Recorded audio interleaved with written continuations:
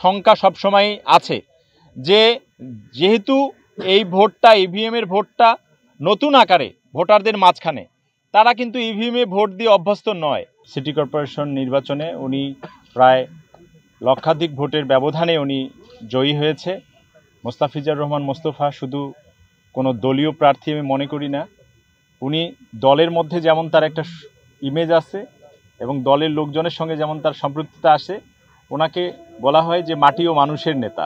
যে দক্ষ একজন মেয়র হিসেবে কাজ করেছেন, সারা রংপুর সিটি কর্পোরেশনের প্রত্যেকটি ওয়ার্ডের সাধারণ মানুষরা দল মত নির্বিশেষে তার প্রতি একটি ভালোবাসা, অনেক সব দলমত নির্বিশেষে তার প্রতি যেন ভালোবাসাটা সবচেয়ে বেশি, কারণ তিনি সাধারণ মানুষকে রাজনীতি করেন।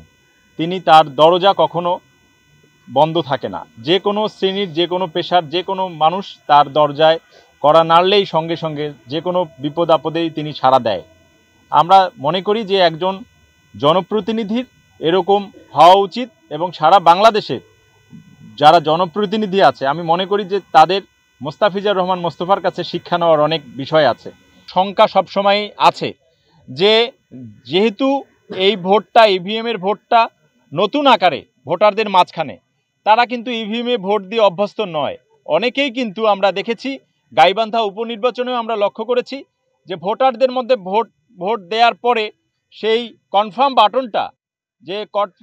বাটনটা বিভিন্ন দলীয় যারা প্রার্থী আছে তারা এই বাটনটি ক্লিক করে, সরকার দলীয় যারা প্রার্থী তারা তাদের লোক দিয়ে এই বাটনটি কনফার্ম বাটনটি দেওয়া করেছিল, যার ফলশ্রুতিতে নির্বাচন কমিশনার একজন অত্যন্ত দক্ষ আমরা মনে করি।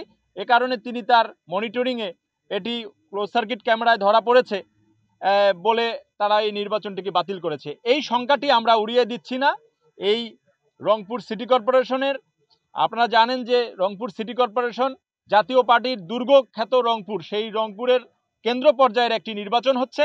সাধারণ মানুষের একটি আশঙ্কা যে সত্যিকার অর্থেই যদি ভোট ইঞ্জিনিয়ারিং না হয়, ইলেকশন ইঞ্জিনিয়ারিং যদি না হয়, সত্যিকার অর্থে যদি সাধারণ মানুষ তাদের ভোট দিতে পারে, তাহলে আমরা মনে করি গতবার যেমন প্রায় লক্ষাধিক ভোটের ব্যবধানে মোস্তাফিজুর রহমান মোস্তফা উনি বিপুল ভোটে বিজয়ী হয়েছিলেন, ঠিক আমরা মনে করি সেই বিজয়ের সেই সংখ্যা এবং বিজয়ের সেই আনুপাতিক হার ধারাবাহিকভাবে থাকবে এবং এটি অধিক হবে বলে আমরা বিশ্বাস করি।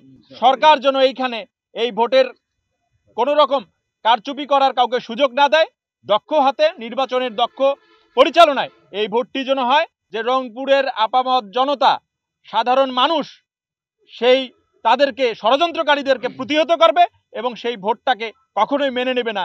যে ভোটগুলো আমরা দেখেছি যে বিভিন্ন ক্ষেত্রে সারা বাংলাদেশে এ ধরনের অনেক ভোট ইলেকশন ইঞ্জিনিয়ারের মাধ্যমে হয়েছে, আমরা বিশ্বাস করি রংপুরের দুর্গখ্যাত জাতীয় পার্টিকে এখানে কোনো রকম ইলেকশন ইঞ্জিনিয়ারিং করার কোনো রকম সুযোগ থাকবে না, সাধারণ কর্মীরাই তাদেরকে রুখে দিবে।